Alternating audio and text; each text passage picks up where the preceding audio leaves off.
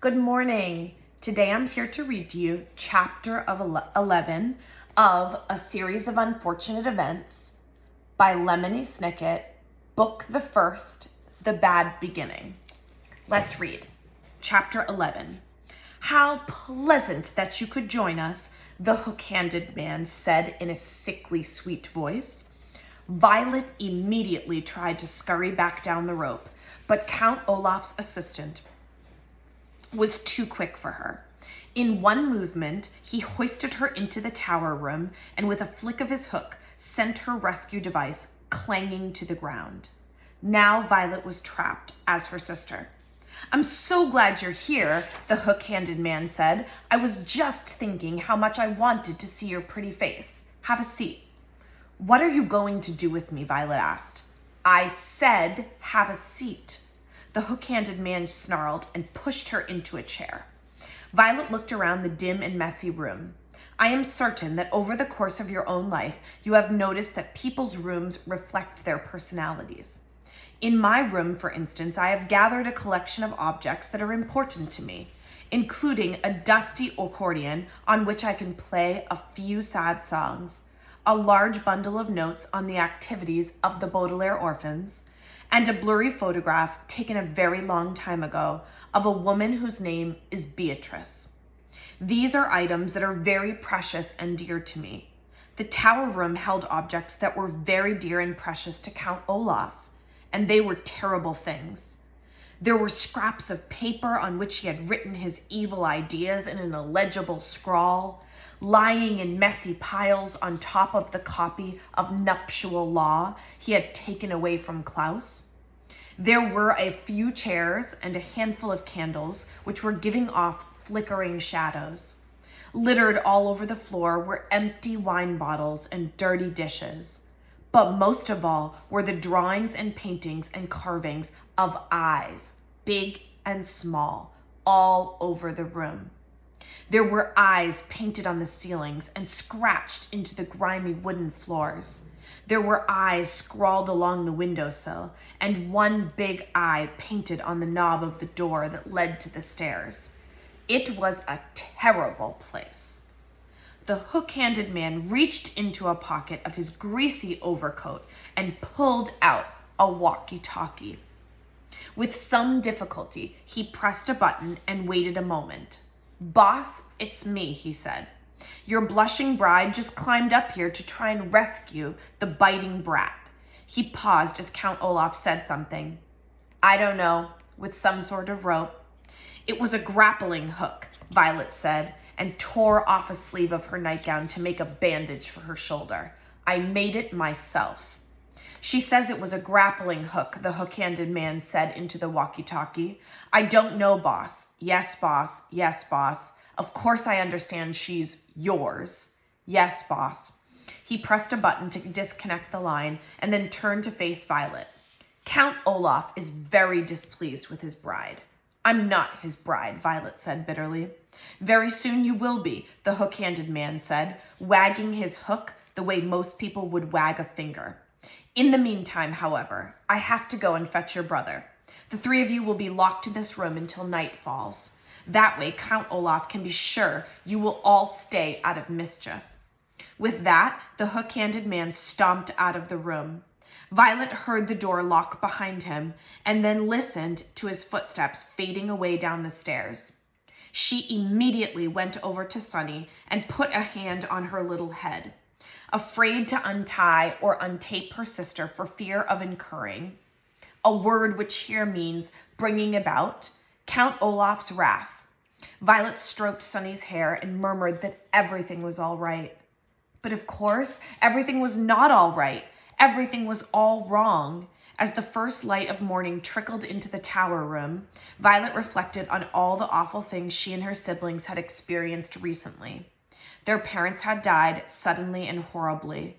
Mrs. Poe had bought them ugly clothing. They had moved into Count Olaf's house and were treated terribly. Mr. Poe had refused to help them.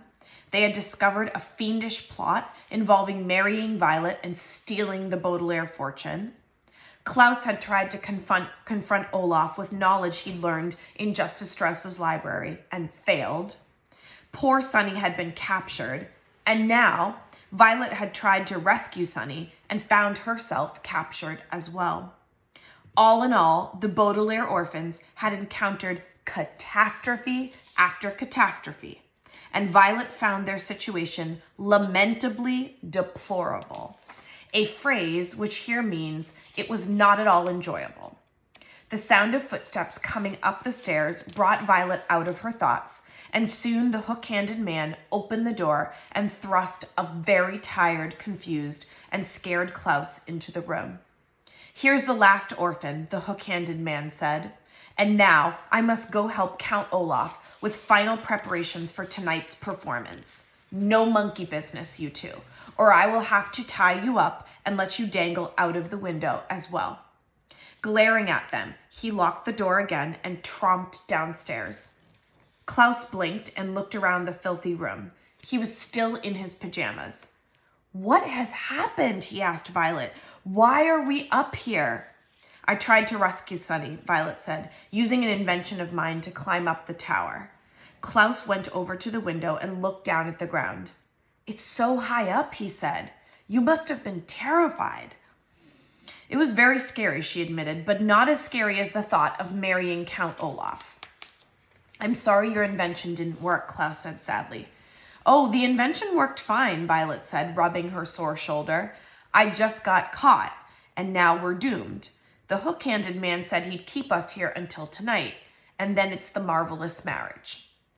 "Do you think you could invent something that would help us escape?" Klaus asked, looking around the room. "Maybe," Violet said, "and why don't you go through those books and papers? Perhaps there's some information that could be of use."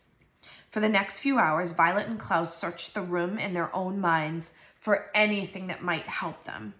Violet looked for objects with which she could invent something. Klaus read through Count Olaf's papers and books. From time to time, they would go over to Sunny and smile at her and pat her head to reassure her. Occasionally, Violet and Klaus would speak to each other, but mostly they were silent, lost in their own thoughts. "If we had any kerosene," Violet said, "around noon, I could make Molotov cocktails with these bottles." "What are Molotov cocktails?" Klaus asked. "They're small bombs made inside bottles," Violet explained. "We could throw them out the window and attract the attention of passers-by." "But we don't have any kerosene," Klaus said mournfully. They were silent for several hours. "If we were polygamists," Klaus said, "Count Olaf's marriage plan wouldn't work." "What are polygamists?" Violet asked. "Polygamists are people who marry more than one person," Klaus explained. "In this community, polygamists are breaking the law, even if they have married in the presence of a judge, with the statement of I do and the signed document in their own hand. I read it here in nuptial law." "But we're not polygamists," Violet said mournfully. They were silent for several more hours. "We could break these bottles in half," Violet said, "and use them as knives. But I'm afraid that Count Olaf's troop would overpower us." "You could say I don't instead of I do," Klaus said, "but I'm afraid Count Olaf would order Sunny dropped off the tower." "I certainly would," Count Olaf said, and the children jumped. They had been so involved in their conversation that they hadn't heard him come up the stairs and open the door. He was wearing a fancy suit, and his eyebrow had been waxed so it looked as shiny as his eyes. Behind him stood the hook-handed man, who smiled and waved a hook at the youngsters. "Come, orphans," Count Olaf said. "It is time for the big event. My associate here will stay behind in this room, and we will keep in constant contact through our walkie-talkies. If anything goes wrong during tonight's performance, your sister will be dropped to her death. Come along now." Violet and Klaus looked at each other and then at Sunny, still dangling in her cage, and followed Count Olaf out the door. As Klaus walked down the tower stairs, he felt a heavy sinking in his heart as all hope left him. There truly seemed to be no way out of their predicament. Violet was feeling the same way until she reached out with her right hand to grasp the banister for balance. She looked at her right hand for a second and began to think. all the way down the stairs and out the door, and the short walk down the block to the theater. Violet thought and thought and thought, harder than she had in her entire life. And that is the end of chapter 11.